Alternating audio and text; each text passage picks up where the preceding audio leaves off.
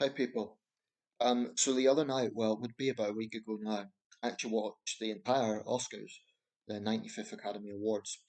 I think it was unusual this year in the sense that it's not often on terrestrial TV in the UK. We usually just get snippets. Um, some people might say, "Whoa, Nathan, you actually were that dedicated to watch the whole thing." Yeah, I did, even though I was tired because obviously it was aired in the early hours of the morning here. 4 hours of it. It was fairly entertaining, actually. It wasn't the absolute cringe fest that some people might suggest that it is. Um, I was looking at older Oscars broadcasts, like the snippets on YouTube, and there does seem to be a certain how can I put it, regality or class that was around in the past that maybe is somewhat missing today.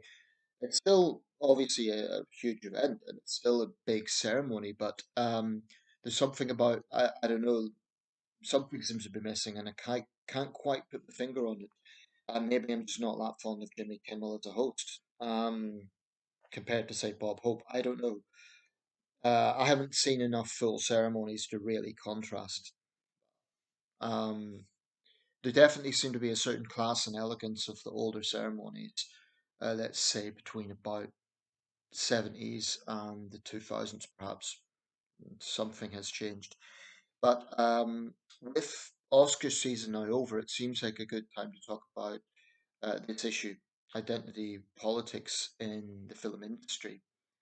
This particular ceremony was notable for two historic wins. Michelle Yeoh was the first woman of Asian heritage to win Best Actress. Well, not just of Asian heritage, first Asian woman. Okay, she was born in Malaysia, I believe, to Chinese parents, and Ke Huy Quan. I hope I'm pronouncing that right. He won Best Supporting Actor, both for the same film, Everything Everywhere All at Once. I was on the verge actually of going to see that film. I happened to be tired that day. It was the last showing of it, and I ruled against it. From the trailer, it just looked to me like the title suggests, it was everything happening all at once, a bit overwhelming for the senses. And I thought, is this going to be worth seeing, or is it just going to be 2 hours of a big migraine? Because it's too much happening at the same time. And that's actually what put me off Babylon, um, with Margot Robbie. But let me just cut straight to the chase. Congratulations to Michelle Yeoh. I've seen some of her performances, obviously going back to Tomorrow Never Dies, where she was opposite Pierce Brosnan's Bond. But I take nothing away from her. I think she's a good actress. She's an accomplished actress, and it's obviously well deserved. I haven't seen the film. Everything Everywhere All at Once, obviously. It scooped up the nominations. It really swept the board. All Quiet on the Western Front also done well, as did The Banshees of Inisherin. Today, St. Patrick's Day. But Everything Everywhere All at Once seemed to sweep the board. It seemed to do very well. So make of that what you will. I haven't seen it, so honestly, I really can't comment on what the film was like. Maybe it deserved that. I don't know. I just don't know. The other winners were Brendan Fraser for The Whale and Jamie Lee Curtis in Best Supporting Role, also for Everything Everywhere All at Once. So look, I take nothing away from uh, Ki Hyo Kwan and Michelle Yeoh. It is a historic achievement, um, particularly for Michelle Yeoh being the first Asian woman to win. And I don't think that's virtue signaling. I think she is a talented actress, and I think that was um, from merit. So I'm not going to say that that was just virtue signaling. I really don't think it was. Um, we also have to be honest. If we look at the history of the Oscars, back in the 30s, there was a film called The Good Earth. I believe it was adapted from a novel. And in 2 years running, the German-born actress Louise Rayner won Best Actress, and she, basically Yellowface, she portrayed the role of a Chinese character.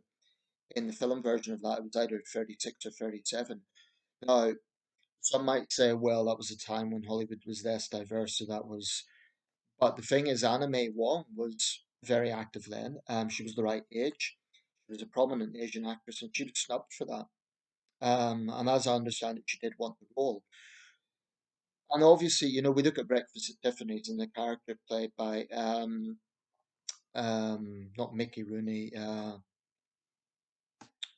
the actor anyway who played the Japanese character in Breakfast at Tiffany's. That although it's a charming film, that does now look quite archaic and out of place. I don't believe there was any malicious intentions behind it, but it is right that things like that have moved on. Um, More recently, Robert Downey Jr. has defended his role in the film Tropic Thunder. That's an example of how even talking about this subject, even mocking this subject, can itself be attacked. The irony about Tropic Thunder, I haven't seen the film, but I understand that rather than actually doing blackface as an option, what they were doing was mocking the character within the film for donning blackface, and an actual African American character within the film criticized it. So this is the thing that's lost on identity politics and woke ideology. Even when you're basically agreeing with them, you're still attacked if it's not the way they perceive it to be. So in other words, Tropic Thunder wasn't actually utilizing blackface in the sense of this is okay and whenever that film was made, 2008 or it was. Rather, it was saying, this is how Hollywood used to be. As I understand it, that was a parody of all the Vietnam War films that came out in the 80s. Um, so, even satirizing that now isn't safe. Um, so there's two things here. Firstly, Hollywood definitely had a diversity problem, and that isn't political correctness. It did. It had a diversity problem, and I do think that minority actors were underrepresented. Um, if you want to talk about this issue of representation, it makes sense to look at demographics. So what you would have to do is say, well, what is the percentage of the American population that is African American, that is Asian American, and so on, and does that correspond to representation? But this is actually not a straightforward issue because I remember having this debate a few years ago when there was a thing going on in the London Theatre over alleged yellowface, and I debated with some of the protesters involved with that online. And they were saying that they're tired of being cast in stereotypical roles, the immigrant, the cleaner, etc. But here's the double-edged sword. If a white actor was to take those roles, I mean, I don't think Yellowface would be done on screen today, but if a white actor took those roles, then it's like, oh, don't take our roles. Well, I would say to that sort of philosophy, you can't have it both ways. You can't, on one hand, complain about not getting opportunities, while saying, "Oh, but by the way, white actors can't take quote our roles." You can't say, those roles are demeaning and stereotypical, but if a white actor takes them, they're taking our roles. I mean, the point I would make is acting is hard. Um, and I don't think any actor necessarily gets a role on a plate. Maybe some do, maybe some do, but I think it is a false message to send out that all white actors get a role on a plate. There's plenty of white actors who have struggled, who I'm sure have gone through long periods of, damn, I can't get that role I want. So this idea, that's one of my main critiques actually of the Oscars so white thing. It was the idea that virtually it was going against the very principle of meritocracy. Basically, give me an Oscar because I'm black. That's what it came down to. And incidentally, it's one thing that made Jada Pinkett Smith unpopular um, at the time because she was pushing for her husband to get a nomination simply because he's a black man. I actually think Will Smith's quite a good actor. I've seen some of his performances, for example, in I forget the title of the film now, but it was about a man struggling to basically get by in the 80s and bring up his young son. That was a powerful performance. I think he was good in Ali. I think he's a good actor. But I'm fundamentally against the idea of giving an actor or a director or a screenwriter or whatever an award simply to look like you're box ticking. And by the way, I'm not saying for a second that's what's happened with Michelle Yeoh, so don't misunderstand me with that. But I'm talking about Oscars so white. I'm talking about the principle of it. Um, a truly fair competition, and I'm not saying the Oscars is, but a truly fair competition should be colorblind. It should say who's the best actor. George C. Scott famously boycotted the ceremony because he called it a big 2 hour meat parade, and he was opposed to the idea of actors being in competition with one another. So he passed away, I think, in 1999. So I wonder what he would have made of Oscars So White. I imagine he would be turning in his grave to see just how much identity politics has become a thing in the Oscars, in the film industry generally. But I do find it a little bit tiresome to constantly hear these refrains of where is the representation?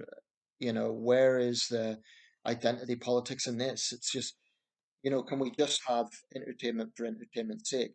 Also, with all due respect to actors, they are ultimately just entertainers. There was a thing a few years ago, I think it was a Golden Globes event, where Winona Ryder got a lot of laughs because she was pulling funny faces when the screenwriter, whoever he was making a speech about how actors can be revolutionary to change the world, and she was mocking the implications of that. And it was quite funny because I do think actors I don't criticize them for taking their craft seriously, but I think they take their role in the world too seriously. I think sometimes they overstate their own importance. Actors, all actors, need to remember that they are ultimately just entertainers. Unless they get into elected office or they dedicate themselves full time to activism, then they are ultimately entertainers. Some of them are very good entertainers, some of them are very skilled at what they do. But I think, people are a little bit tired of the Oscars being politicized. And it isn't just a race thing, it's also environmentalism and veganism and all sorts of things. Um, I think if it directly relates to film, there may be some basis for it. So, for example, Revenant, a big part of that film was environmental. So, Leonardo DiCaprio, in his speech, he's known for his strong green views. He did touch on that. Now, I wouldn't necessarily criticize that because it is directly related to the film that he was nominated for. So it's not like a total disconnect there. Still, I think people get a little bit tired of wealthy Hollywood actors, very wealthy Hollywood actors, basically lecturing the world. It just gets a little bit, it comes across as a little pretentious, a little bit tiresome. Maybe it's not pretentious, maybe it is from the heart, but people, I think the average viewer just wants to watch film for film's sake. And I'm tired of so called community representatives claiming that they speak for an entire community. Particularly in America, there's been situations where, um, a particular group claiming to represent Asian Americans or African Americans or other groups, they arrogantly claim they represent the entire group. My response to that is, well, I can't speak for that group, but I have seen Asian Americans and African Americans and others who don't care about the portrayal. They enjoy the film, they find it funny. So, I think the film industry has to stop pandering to lobby groups, frankly. Um, there are certain circumstances where it absolutely has to change. The whole Weinstein revelations, for example. It is right that the industry, had a good long shock therapy in the mirror, so to speak. I watched one of the videos of Weinstein's behavior yesterday. It was shocking, and it's right that he's serving a long prison term. But let's not forget Hollywood was complicit in that. So that speech that Ricky Gervais made, not at the Oscars but at the Golden Globes, I believe it was. A lot of people applauded that because they thought it resonated that here you have an industry that is very self-congratulatory, very virtue signaling, and very hypocritical. So I think he made a lot of good points in that speech. He's not my favorite person in the world, but I think he did make a lot of good points with that speech. I'm going to round this up soon, but um, so we get this situation where historically there has been a problem with representation, and minority actors have been shut out of roles that they really should have been given. But I also wonder, is it going too far the other way? I mean, when you get casting of minority actors and it looks like it is just doing it to appease woke ideology, you have to wonder. And there are some examples of this. Now, the casting of a black Ariel, a caveat to that, she is a fictional character. She's a mermaid, right?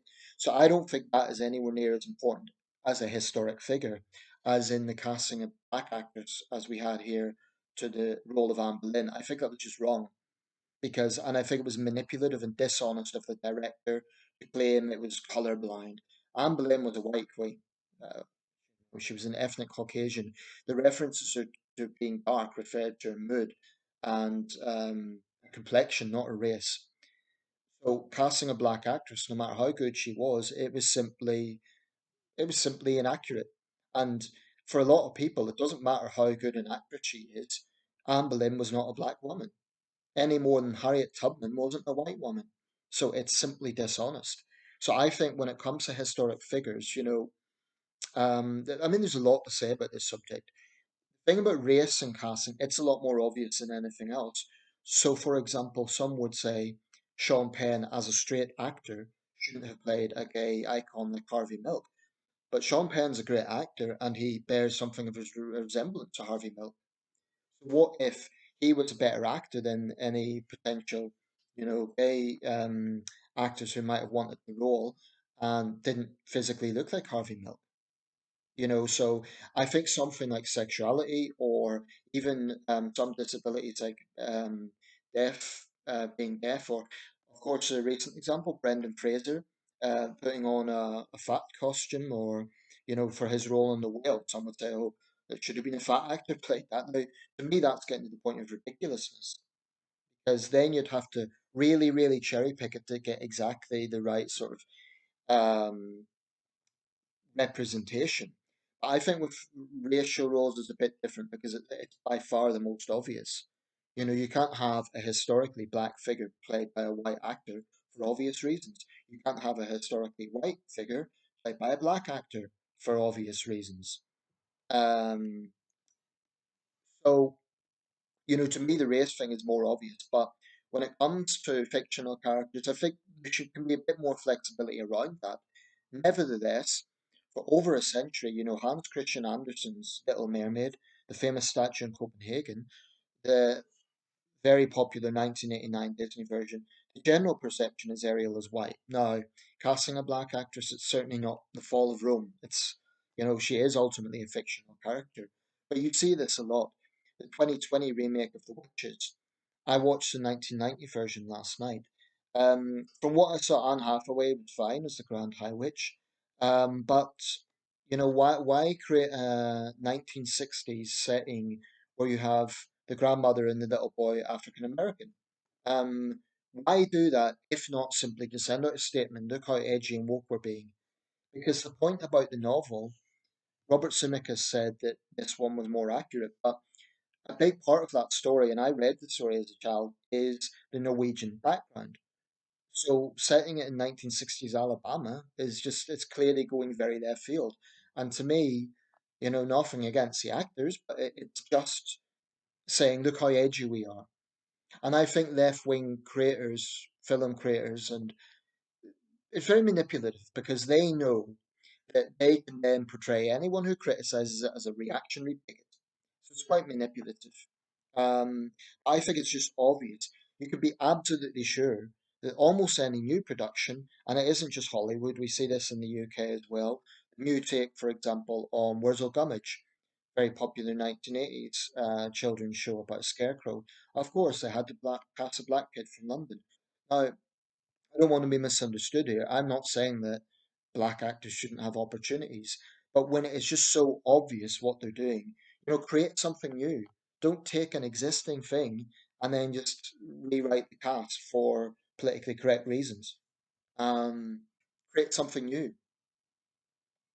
So, in my opinion, yes, there were, to sum up basically this video, yes, there were a lot of things that had to change in the industry, and I think it has come a long way, and hopefully this year was a good Oscars in the sense that there weren't really any controversies, no major controversies. There was the issue over the actress from Up Here, who shamefully, whose name I forget, but she's from Tyneside, and she was accused of, having other actors sort of pitch for her. She didn't win in the end anyway, but I felt sorry for her because through no fault of her own, other actors were lobbying for her for no fault of her own. Um, but that was really the only major controversy this year, and even that was small fry compared to last year, the whole slapping incident. So hopefully, 20 next year's Oscars will just be a normal Oscars, as normal as possible. you know, the whole Me Too thing has been exposed. The whole, Oscars so white thing has come out. It's they want more. What other controversy can define? Is it going to be the trans issue next? I mean, can we just have entertainment for entertainment's sake? Um, and meritocracy has to be the principle. I think personally, Elvis should have got more nods. I watched that. I thought it was a great film. Um, but I'm not going to criticize everything everywhere all at once because I haven't seen it, so I'm not in a position to criticize it. But that's my take. So some things have definitely improved for the better, and some things had to improve. But I also think it is obvious that there are filmmakers out there and casting scouts and so on who are basically just trying to inject identity politics. And it isn't just Hollywood; it's also in British television. You see this across the board, and I think it's manipulative because they know that if people criticize it, they can just be portrayed as right-wing reactionary bigots or even worse, racist, which is absurd. Um, in terms of Ariel, yeah, she's a fictional character, so the implications are far less. But I think even that, it's obvious what they're doing. Um, it's not the fall of Rome. It's not a major, major issue, but I just think it's obvious what they're doing. Let me know your thoughts.